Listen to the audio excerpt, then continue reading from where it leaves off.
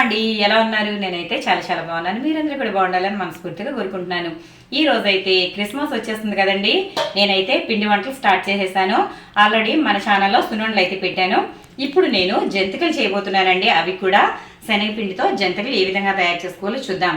చాలా క్రిస్పీగా గుల్లగా కరకరలాడే గుల్లగా ఉండే శనగపిండి జంతికలు ఏ విధంగా తయారు చేసుకోవాలో చూసేద్దామా. Welcome back to my channel.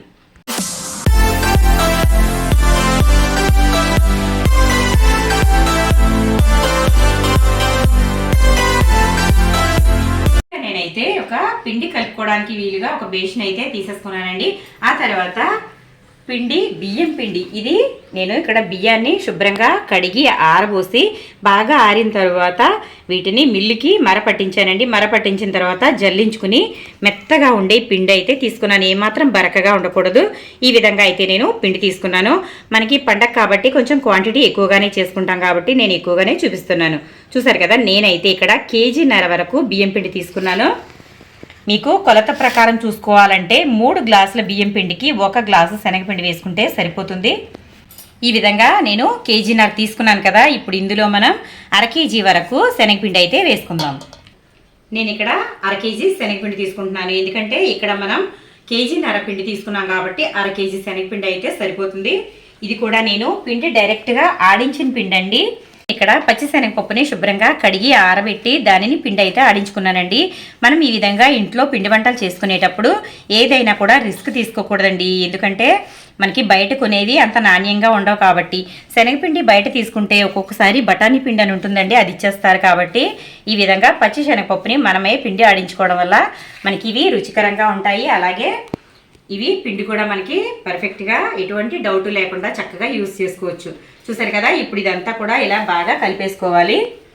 నేను పిండి ఆడించాను కాబట్టి ఇందులో ఎటువంటి మనకి అంటే రవ్వలాగా ఉంటుంది కదండి, అటువంటిది ఏమీ లేదు. చాలా మెత్తగా నేను దగ్గరుండి పిండి అయితే ఆడించడం జరిగింది. ఇలా అయితే ఇప్పుడు అంతా కలిపేసుకోవాలి.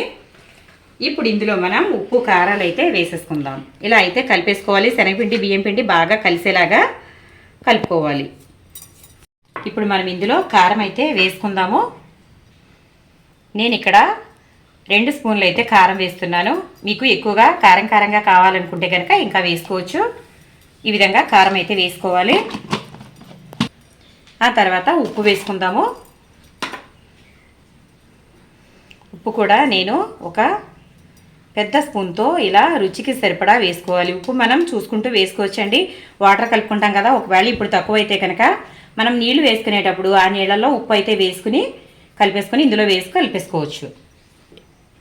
ఆ తర్వాత నేను ఇక్కడ వాము వేస్తున్నానండి. వాము ఒక ఫుల్ స్పూన్ వేస్తున్నాను. ఎందుకంటే మనం ఇక్కడ శనగపిండితో జంతికలు చేస్తున్నాం కాబట్టి కొంచెం గ్యాస్ ఫామ్ అవుతుంది కాబట్టి అటువంటి ప్రాబ్లం ఏమీ లేకుండా చక్కగా తిన్నది కూడా జీర్ణం అవుతుంది కాబట్టి ఇలాగైతే నేను వాము వేసుకున్నాను. నేను ఇక్కడ నువ్వులు వేయడం లేదండి. ఎందుకంటే నువ్వులు వేయాలంటే మా హస్బెండ్ నువ్వులు తినరు కాబట్టి నేనైతే నువ్వులు వేయడం లేదు. తర్వాత మళ్ళీ సపరేట్గా నువ్వులు అయితే చేస్తాను. ఇప్పుడైతే ఈ విధంగా వాము జంతికలు మాత్రమే చేస్తున్నాను. ఇది ఇప్పుడు ఇలాగా బాగా కలిపేసుకోవాలి. ఇప్పుడు ఇదంతా ఇలా బాగా కలిపేసుకోవాలి. కారం ఎక్కడా కూడా ఒకే చోట ఉండిపోకుండా అంతా బాగా కలిసేలాగా అయితే కలిపేసుకోవాలి. ఉప్పు కారాలన్నీ కూడా ఇలా కలుపుకున్న తర్వాత ఇప్పుడు ఇందులో మనం ఆయిల్ వేసుకుందాము. ఇప్పుడు బాగా కాచుకున్న నూనె అయితే ఇందులో వేసుకోవాలండి. ఇలా నూనె వేసుకోవడం వల్ల మనకి జంతికలు అనేవి చక్కగా గుల్ల తేరి బాగా వస్తాయి ముందుగా. కాబట్టి ఈ విధంగా నేను నూనె అయితే బాగా కాచి ఇలాగా మరిగే నూనె అయితే వేసి కలుపుతున్నాను.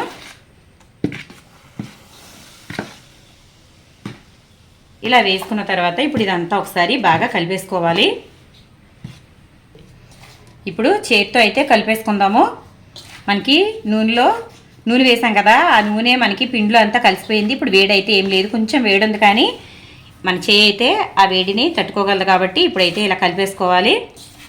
నూనె అంతా కూడా పిండిలో ఇలా బాగా కలవాలండి. ఇలా కలిసిన తర్వాత మాత్రమే నీళ్ళు అయితే పోసి కలుపుకోవాలి. ఇప్పుడు పిండి అంతా కూడా కలిపేసుకున్నాం కదా, మనకి నూనె అయితే ఎక్కడ ఇలా గడ్డలు అయితే లేవు కదా, కాబట్టి ఇప్పుడు మనం ఇందులో వేడి నీళ్ళు అయితే పోసుకుందాము. ఇప్పుడు ఇలా బాగా వేడిగా ఉన్న నీళ్ళతో అయితే పిండి కలుపుకోవాలి. ఇలా కలుపుకోవడం వల్ల మనకి జంతికలు చక్కగా గుల్ల విరిగి బాగా వస్తాయండి. కాబట్టి ఇలా వేడి వేడి నీళ్ళతో అయితే పిండి కలుపుకోవాలి. ఎప్పుడైనా సరే జంతికలు చేసుకున్నప్పుడు ఎక్కువ క్వాంటిటీలో చేసుకోవాలంటే పిండి కొంచెం కొంచెంగా కలుపుకోవాలండి.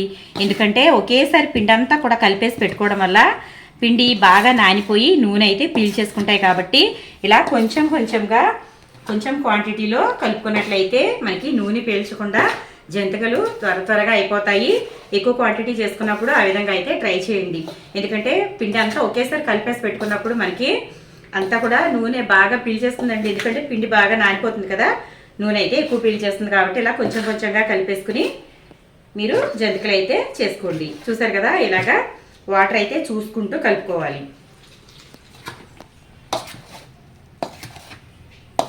ఇలాగా నీళ్లు చూసుకుంటూ కలుపుకోవాలండి. ఎందుకంటే మనకి పిండి ఎక్కువ జారైపోతే జంతికలు అనేవి బాగా రావు. కాబట్టి నూనె కూడా బాగా పీల్చొస్తాయి. జంతికల పిండి చాలా గట్టిగా కలుపుకోవాలి. ఇప్పుడు చూసారు కదా, ముందు బాగా వేడిగా ఉన్నప్పుడు నీళ్లు పోసుకునేటప్పుడు ఎప్పుడైనా కానీ మనం చూసుకుంటూ గరిటెతో అయితే కలుపుకోవాలి. ఆ తర్వాత కొంచెం వేడి తగ్గిన తర్వాత ఇలా చేత్తో పిండి అయితే ఇలా కలుపుకోవాలి. చూసారు కదా, ఇలా ముద్ద అయితే అవ్వాలండి.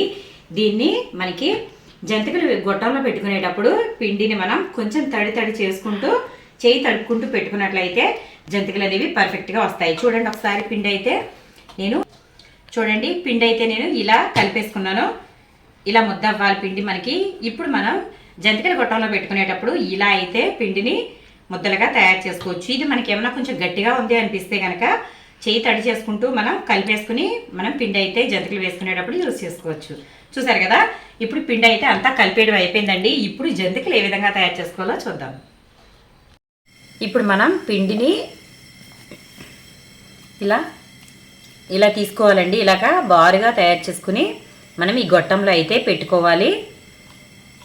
నేను ఆల్రెడీ స్టార్ట్ చేశానండి. ఇక్కడ మాకైతే పవర్ పోయింది, అందువల్ల నేను స్టార్ట్ చేసేసాను. ఇప్పుడే పవర్ వచ్చింది కాబట్టి నేనైతే వీడియో కంటిన్యూ చేస్తున్నాను. ఇట్లాగా పిండి అయితే ఇందులోకి ఇలా పెట్టుకోవాలి. నేను ఇక్కడ వాడే జంతికల గొట్టం ఇది గన్ మోడల్ అండి. ఈ గన్ మోడల్ జంతికల గొట్టం అయితే నేను తీసుకున్నాను. మీ దగ్గర మామూలుది ఉన్నా కూడా వాడుకోవచ్చు. ఇప్పుడు ఇదైతే ఇలా పెట్టేసుకోవాలి.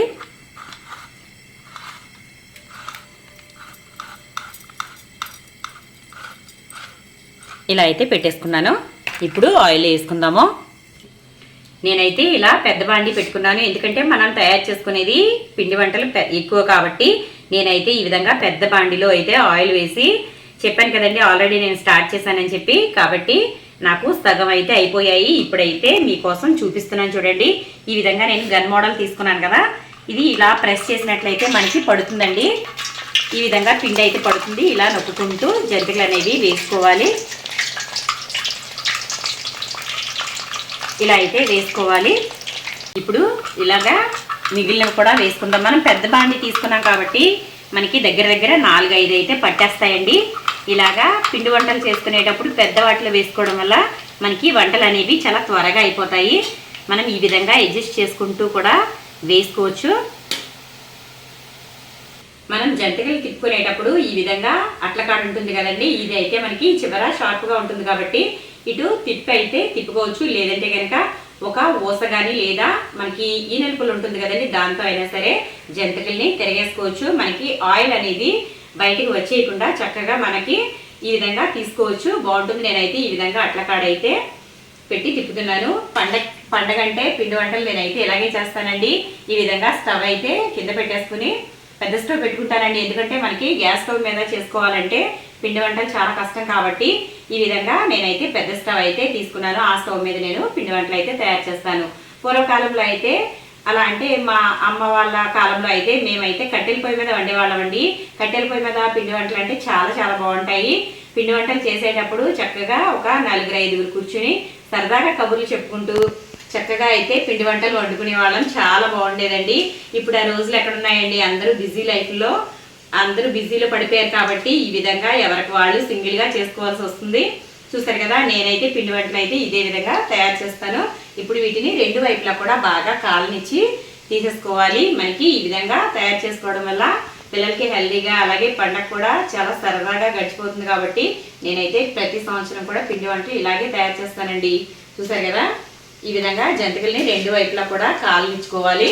చక్కగా కాలనిచ్చిన తర్వాత తీసేసుకోవాలి. మనం మంట ఎప్పుడు కూడా లో ఫ్లేమ్లో పెట్టకూడదండి. లో ఫ్లేమ్లో పెట్టినట్లయితే ఆయిల్ ఎక్కువగా పీల్చేసుకుంటుంది. అదే హై ఫ్లేమ్లో పెట్టుకున్నట్లయితే త్వరగా మాడిపోతాయి, లోపలైతే మెత్తమెత్తగా ఉంటాయి. కాబట్టి పిండి వంటలు చేసుకునేటప్పుడు మంట అనేది సమానంగా పెట్టుకుని ఈ విధంగా తయారు చేసుకోవడం వల్ల మనకి తయారు చేసుకునేది ఏ వంటకమైనా పర్ఫెక్ట్గా వస్తుంది. చూసారు కదా. ఇప్పుడు చూడండి ఒకసారి, ఇలా అయితే మనకి రెండు పక్కల కాలిపోయాయి రెండు అయితే. ఇప్పుడు మనం తీసేసుకుందాము. ఈ విధంగా జాలి గరిటలోకి అయితే తీసుకోవాలి. నేను దీంతో అయితే తీసి దీంట్లో వేస్తాను, లేదా చిల్లులు గిన్నె పెట్టేసుకుని దాంట్లో కూడా వేసుకోవచ్చు. చూసారు కదా, నేనైతే ఆల్రెడీ జంతికలు అయితే రెడీ చేసేసానండి. ఇవిగోండి, ఇక్కడ పవర్ పోయిందండి, మార్నింగ్ నుంచి పవర్ లేదు. కాబట్టి నేనైతే మీకు ఫుల్ వీడియో అయితే చూపించానని అనుకుంటున్నానండి. జంతికలు చేసుకోవడం చాలా ఈజీ అండి, కష్టం అనుకుంటారు కానీ పండగ అంటే పిండి వంటలే ఉండాలి కాబట్టి ఈ విధంగా అయితే చక్కగా చేసుకోవచ్చు. నేనైతే సగం వరకు పవర్ లేదు కాబట్టి మామూలుగా వేసేసాను. ఇదిగోండి, ఈ విధంగా అయితే మంచి రంగు వచ్చే వరకు అయితే ఇలా ఇదిగోండి ఈ కలర్ రానిస్తుంటే సరిపోతుంది. మరి ఎక్కువ కలర్ అయినా కూడా మాడిపోతాయి కాబట్టి బాగోవు. మనకి ఇలా వేగితే ఇది పర్ఫెక్ట్గా వేగినట్లే. ఇది చల్లారిన తర్వాత ఇది ఏ విధంగా కరకరలాడుతుందా మెత్తగా ఉందనేది మీకు చూపిస్తాను. చూసారు కదా, ఇదైతే నాకు మంచి కలర్ వచ్చింది. నేనైతే ఈ కలర్లోనే తీసేస్తున్నానండి. ఈ విధంగా మనం గరిటెతో ఇలా తీసి ఇందులో వేసుకుని ఒక 2 నిమిషాల పాటు ఇలా పెట్టుకున్నట్లయితే మనకి ఆయిల్ అంతా దిగిపోతుంది. ఆ తర్వాత జాలి గిన్నెలో అయితే వేసేసుకోవచ్చు. ఇది కూడా రెండో వైపుకి తిప్పేసుకుందాము. పండగ అంటేనే హడావిడి కదా మనకి, ఇంకా పిండి వంటలు అంటే చెప్పక్కర్లేదండి. మొత్తం అంతా ఇవన్నీ చుట్టూ ఏంటా అనుకుంటున్నారా, ఇక్కడ అన్నీ కూడా ఇది పిండి గిన్నె, అలాగే ఇది వాటర్ మనకి చేతి తడుపుకుంటాం కదండి అది, అలాగే ఇది తీసుకోవడానికి తీసిన వేయడానికి ఈ విధంగా అయితే అన్ని చుట్టూరు ఇలా ఉన్నాయండి. గజిబిజిగా ఉందనేసి మీరు ఏం కంగారు పడకండి. పిండి వంటలు చేసుకోవడం అంటే ఇలాగే ఉంటుంది కదండి. మరి మీరు ఏ విధంగా జంతికలు తయారు చేసుకుంటారో నా కమెంట్ సెక్షన్లో కమెంట్ పెట్టండి ఫ్రెండ్స్. మీకు ఏదైనా కొత్త రెసిపీ కావాలంటే నా కమెంట్ సెక్షన్లో చెప్పినట్లయితే నేను మీకోసం తప్పకుండా చేస్తాను. చూసారు కదా, మరి క్రిస్మస్కి నేనైతే ఈ పిండి వంటలు చేస్తున్నాను. మరి మీరేం తయారు చేసుకున్నారు నాకు కమెంట్ సెక్షన్లో కమెంట్ పెట్టండి ఫ్రెండ్స్. మాకైతే క్రిస్మస్ అంటే చాలా బాగా చేసుకుంటామండి మేము. మనకి ఇయర్కి ఒక్కసారి వచ్చే పండుగ కాబట్టి చాలా బాగా చేసుకుంటాం మేము. మరి మీరు కూడా ఇంతే బాగా క్రిస్మస్ తయారు చేసుకుంటారని చెప్పి అనుకుంటున్నాను. చూసారు కదండి, ఇదే విధంగా అన్నీ కూడా జంతికలు అయితే చేసేసుకోవచ్చు. ఇప్పుడు నేను మీకు ఒకటి చూపిస్తాను చూడండి. మనకి మనం తయారు చేసుకున్న జంతికలు ఏ విధంగా వచ్చాయో కూడా మీకు దగ్గరగా చూపిస్తాను, వచ్చేయండి. ఇదిగోండి, చూసారు కదా మనం వేసుకున్న జంతికలు ఎలా వచ్చాయి చూడండి. చాలా ఇదిగోండి మధ్యలో చూసారా, ఈ విధంగా వస్తే చక్కగా జంతికలు గుల్ల విరిగినట్టు అంటారండి. చాలా క్రిస్పీగా ఇదిగోండి చక్కగా చాలా ఈజీగా మనకి జంతికలు అనేవి ఇలా ముక్కలు అయిపోతున్నాయి కదా. చూసారు కదా, చాలా కరకరలాడుతూ క్రిస్పీగా ఉండే జంతికలు అయితే మనకి రెడీ అయిపోయాయి. నేనైతే జంతికలు వేయడం కంప్లీట్ చేసేసానండి. చూసారు కదా, కరకరలాడే టేస్టీ జంతికలు అయితే రెడీ అయిపోయాయి. నేనైతే క్రిస్మస్కి ఈ విధంగా జంతికలు చేశాను. మరి మీరైతే ఏం చేస్తున్నారో, ఏమేమి పిండి వంటలు చేస్తున్నారో నా కమెంట్ సెక్షన్లో కమెంట్ పెట్టండి. అలాగే మీలో ఎంతమందికి జంతికలు అంటే ఇష్టమో కూడా నాకు కమెంట్ సెక్షన్లో కమెంట్ పెట్టండి. మా ఇంటి పిండి వంట అయితే ఈ విధంగా తయారు చేసుకున్నాము. మరి మీకు నచ్చితే కనుక లైక్ చేయండి, షేర్ చేయండి, సబ్స్క్రైబ్ చేయండి. మరిన్ని మంచి మంచి వంటల కోసం సుగుణ వంటలు ఫాలో అయిపోండి.